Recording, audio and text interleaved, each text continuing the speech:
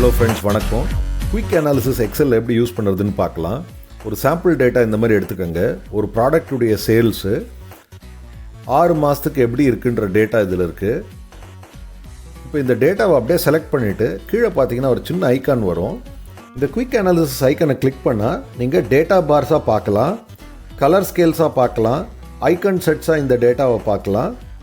இந்த சாய்ஸில் நாம் ஒரு கண்டிஷனும் மென்ஷன் பண்ண முடியும். For example, greater than 50,000 values மட்டும் ஒரு பர்டிகுலர் கலரில் டிஸ்பிளே பண்ணணும்னா அதை செலக்ட் பண்ணிவிட்டு ஓகே போட்டால் 50,000 மேலே இருக்கிற டேட்டா பாயிண்ட்ஸ்லாம் என்னன்றதை காட்டும். இதை கிளியர் பண்ணுறதுக்கும் இங்கே எண்டில் பார்த்தீங்கன்னா கிளியர் ஃபார்மேட்ன்ற ஆப்ஷனும் இருக்கும். டாப் 10% ஆஃப் வேல்யூஸும் காட்டு அப்படின்னாலும் டிஸ்பிளே பண்ண முடியும். அடுத்த ஆப்ஷன் பார்த்தீங்கன்னா சார்ட்ஸு. இதே டேட்டாவை சார்ட் ரெப்ரசன்டேஷன், வேறு டைப் சார்ட்ஸ் ரெப்ரசன்டேஷனில் இந்த டேட்டாவை இன்ஸ்டண்ட்டாக டிஸ்பிளே பண்ண முடியும். இந்த மாதிரி நமக்கு ஸ்பெசிஃபிக் சார்ட் டைப் வேணுனாலும் ஆல் சார்ட் டைப்ஸ்ன்னு செலக்ட் பண்ணிவிட்டு அதில் ஃபார் எக்ஸாம்பிள் பை கிராஃப் வேணும் அப்படின்னா பை கிராஃபை செலக்ட் பண்ணி அந்த டேட்டாவை ஸ்டடி பண்ண முடியும். அடுத்த ஆப்ஷன் பார்த்தீங்கன்னா டோட்டல்ஸு.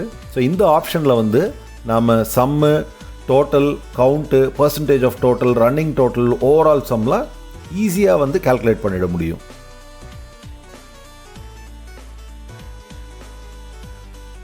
அடுத்த ஆப்ஷன் பார்த்தீங்கன்னா டேபிள்ஸு. இப்போ இந்த டேட்டா டேபிள்ஸாக கன்வெர்ட் பண்ணிட்டா நம்ம சார்ட்டு, ஃபில்டர், சம்மரைசிங் எல்லாம் ரொம்ப ஈஸியாக பண்ண முடியும். கடைசி ஆப்ஷன் பார்த்தீங்கன்னா அது ஸ்பார்க் லைன்ஸ். ஸ்பார்க் லைன்ஸ் என்னென்னா கிராஃப்ஸு, ஆனால் ஒரே செல்லுலேயே அந்த கிராஃபை வரைஞ்சிரும்.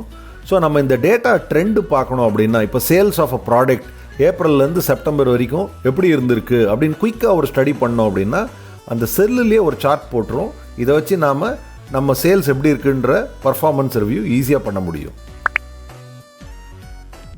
குயிக் அனாலிசிஸ் எப்படி யூஸ் பண்ணுறதுன்னு இப்போ உங்களுக்கு புரிஞ்சிருக்கும்னு நான் நம்புகிறேன். நன்றி, வணக்கம். Don't forget to give your feedback about this video in the comment section below. Subscribe to my channel and click on the bell icon to get instant notification of my new videos. Thanks for watching.